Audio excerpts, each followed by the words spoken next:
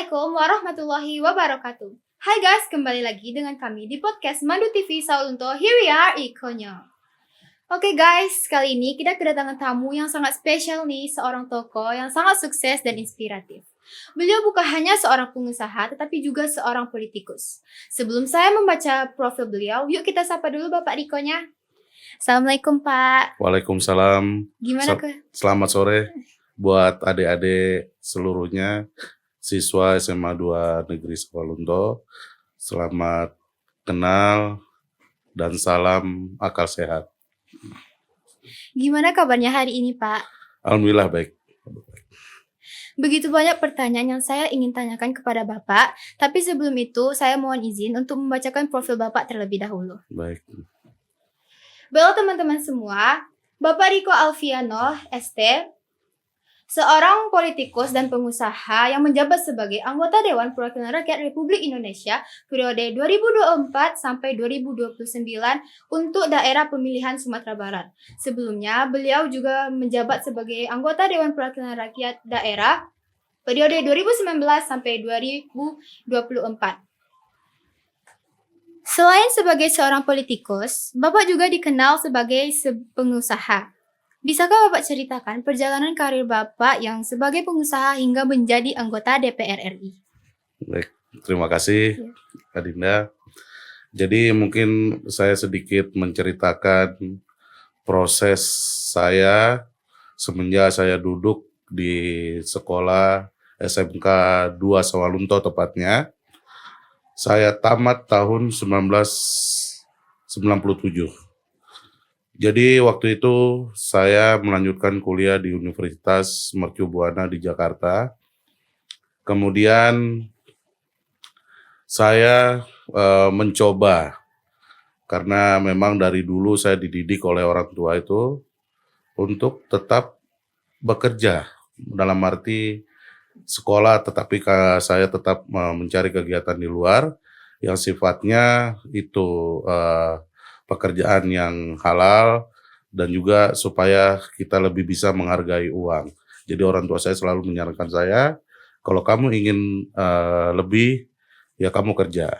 Jadi itu yang saya lakukan. Jadi waktu semester 2 saya kebetulan ada peluang waktu itu kegiatan tepatnya di daerah Muara Bungo. Waktu itu di tahun 99, saya masih semester 4 dan saya di situ berpeluang membantu kegiatan di sektor pertambangan. Jadi itu awal mula titik saya mulai masuk ke dunia tambang pada tahun 1999 dan sampai saat sekarang saya masih aktif di dunia tambang. Gitu. Wah, perjalanan Bapak begitu panjang ya Pak. Kita pengen tahu nih Pak, apa sih motivasi Bapak menjadi anggota DPR RI? Ya, jadi yang seperti ada sampaikan tadi, saya mulai berkarir di politik itu awal saya duduk menjabat sebagai anggota DPRD Provinsi di tahun 2019. Masa jabatan 2019-2024, waktu itu saya duduk di DPRD Provinsi Sumatera Barat untuk mewakili Dapil Sumber 6.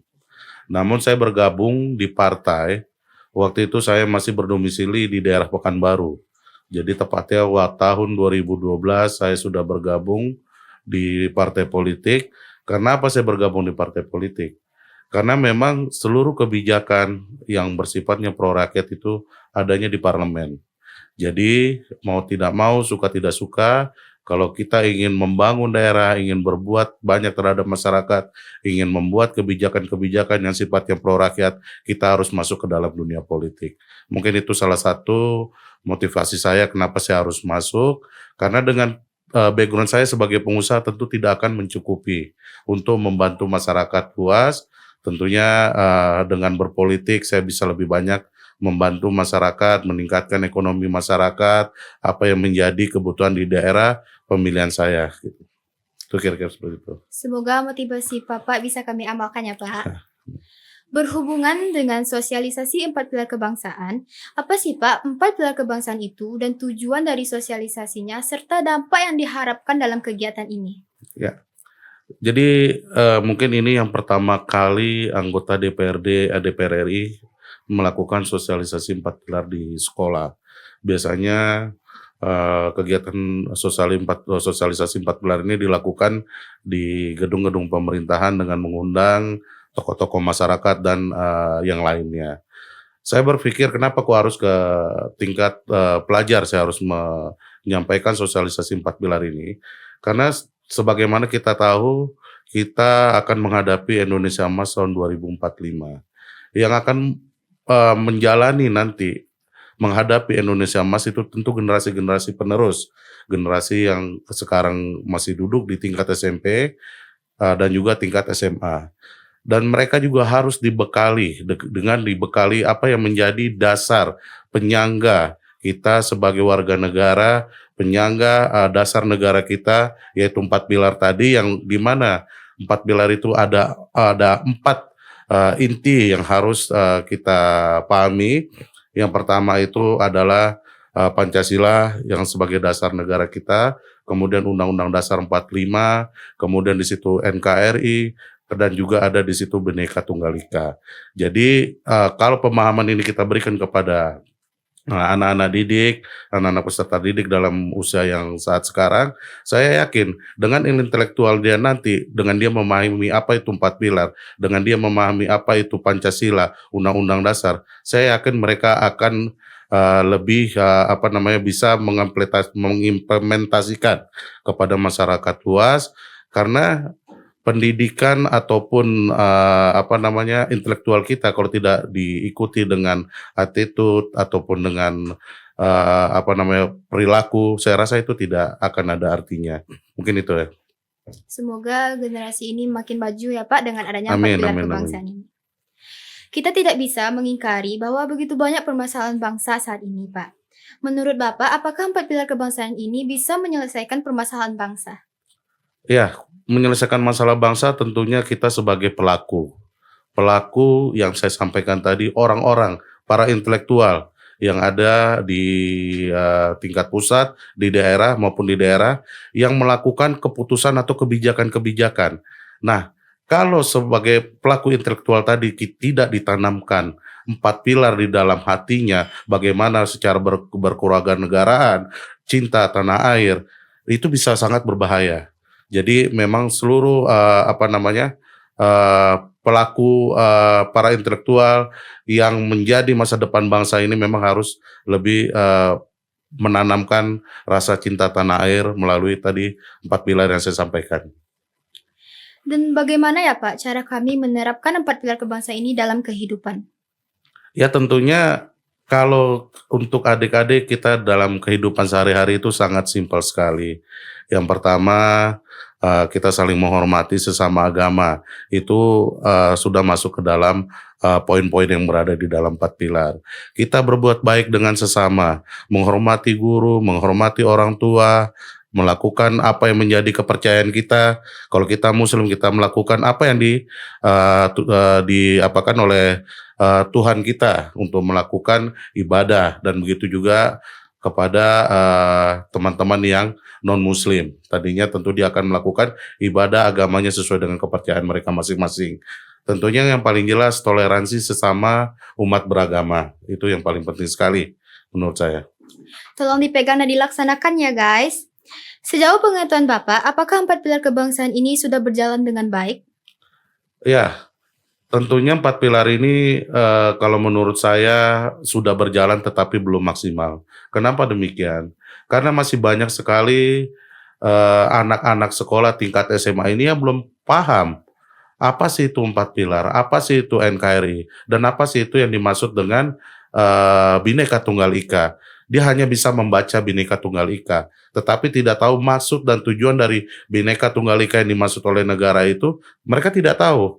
Nah, itu yang kami sebagai wakil rakyat, sebagai anggota DPR RI tentu terus mensosialisasikan ke masyarakat banyak supaya lebih memahami apa yang dimaksud dengan 4 pilar dan lebih bisa cinta kepada Negara Kesatuan Republik Indonesia.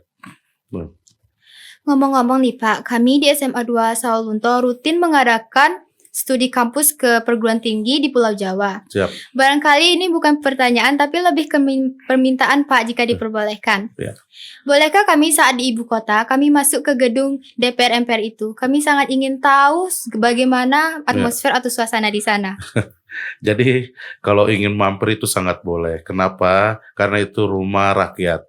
Rumah siapapun masyarakat Indonesia bisa datang dan mampir dan juga melihat apa sih kerja dari para anggota dewan yang mewakili di daerah masing-masing, apa sih kegiatannya, bisa langsung melihat secara real ke tugas-tugas mereka dan bisa juga melihat keadaan lebih seutuhnya yang ada di dalam gedung DPR RI. Tentu itu sangat bisa sekali dan saya sangat menunggu kedatangan dari adik-adik untuk bisa mampir nanti bertemu saya di gedung DPR MPR RI di Jakarta.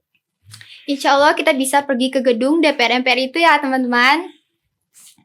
Kami butuh banget deh Pak pesan Bapak kepada generasi muda khususnya siswa SMA 2 Sawalunto supaya lebih sukses ke depannya Pak. Ya, mungkin pesan saya kepada seluruh anak-anak pelajar yang akan tamat. Jadi jangan pernah kalian berhitung dengan waktu, jangan kalian pernah membuang-buang waktu karena itu akan merugikan diri kita sendiri. Pandai membaca peluang, jangan semua yang kita lakukan harus diukur dengan ekonomi ataupun bayaran.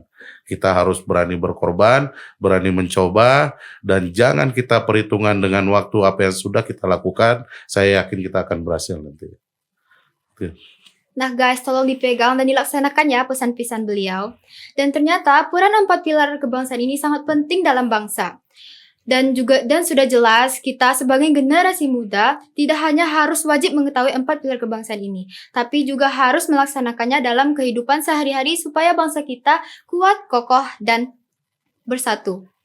Terima kasih Pak Riko atas kedatangannya dan waktunya. Kami tahu kegiatan Bapak begitu padat, tapi bisa meluangkan waktu Bapak untuk berbagi motivasi dan inspirasinya. Baik, saya juga sangat senang sekali bisa hadir di SMA 2, bisa bertemu dengan adik-adik para penerus generasi bangsa nanti. Saya yakin kalian adalah orang-orang hebat yang ada di Kota Sawalunto yang bisa meneruskan nanti atau mengikuti jejak saya ke depan. Mungkin itu. Dan mohon maaf ya Pak jika ada kata-kata saya yang kurang pas tempatnya. Ya. Jadi guys, begitu perbincangan kita dengan Bapak Riko Alfiano ST dan saya Afira Rivo Pratiwi pamit undur diri di podcast Mandu TV Sawalunto. Here we are, Ikonya.